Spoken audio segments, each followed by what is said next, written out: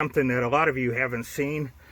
Us older guys have probably seen them because of the fact that on the Rancho 9000 shocks, they used to have these remotes just like this one here, and that is a little air compressor that hooks up to it, and you can adjust your shocks remotely with the push a button.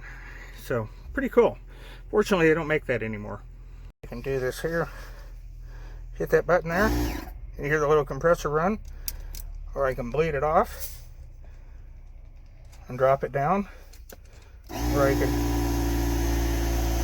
adjust it up. Now I've got the way I've got these outboarded. About one works just about perfect for my Sammy, so that's the way I normally run it.